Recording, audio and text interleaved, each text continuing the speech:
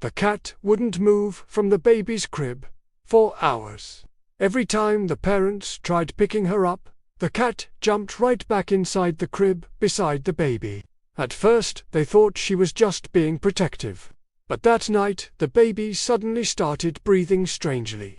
The parents rushed him to the hospital. Doctors discovered a dangerous breathing condition that could have turned fatal during sleep. One doctor asked something unusual.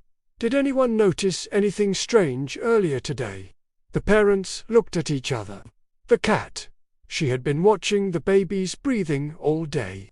Animals can sometimes detect subtle breathing changes. The cat wasn't guarding the baby. She was monitoring him.